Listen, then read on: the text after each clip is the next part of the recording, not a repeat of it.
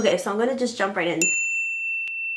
So one of my favorite products for the month of March was the Too Faced Peanut Butter and Jelly palette. I've done already a 3-minute review on this. The colors are great, they're very pigmented, they're very creamy, they blend really well, and it's just a very nice neutral palette with like a pop of color, maybe 2 pops of colors, because this color right here does have a purple undertone to it. I highly recommend this palette if you're just building up your collection. Speaking of makeup, I really feel inspired to kind of do some decluttering videos on my channel, so that's going to become a series. And I'm also going to do a Project 10 pan. If you don't know what that is, that's basically where you try to use up as much of your makeup as possible without purchasing or adding anything else to your collection. So I've been pretty good about not buying makeup lately, but now I want to focus on the actual using up all of the makeup, because I do have a lot and I do want to get my money's worth out of these palettes, because sometimes they just sit there in my room, in my vanity, that's become way too crowded, and you know, I want to actually use them. So that's going to be an ongoing series coming soon, but this has definitely been a favorite for this month. So my next favorite are these lip fondants from Cake Makeup. I'll have a link down below. I've been trying them all out. There's a total of 6 in their line as of right now. So these are basically liquid lipsticks, super pigmented.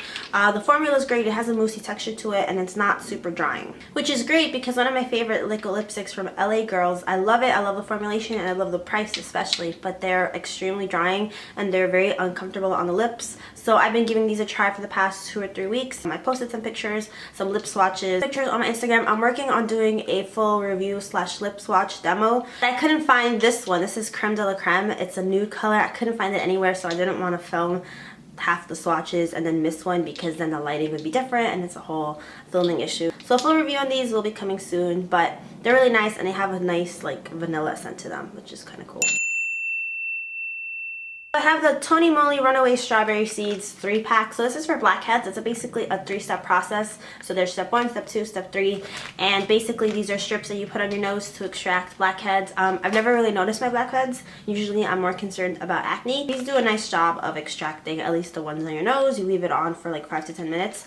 And I think it's really cute. They're very similar to the your nose strips as well though, but these just have nicer packaging, and I kind of like that it's a 3-step process because it's a little bit more gentle on the skin.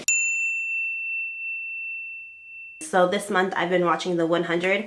I've never watched it before. I knew a little bit about and then I saw the recent controversy with one of the characters dying in the LGBT community, and I started watching the show. Absolutely love it, and I'm currently also reading the book now because it is based on a YA series.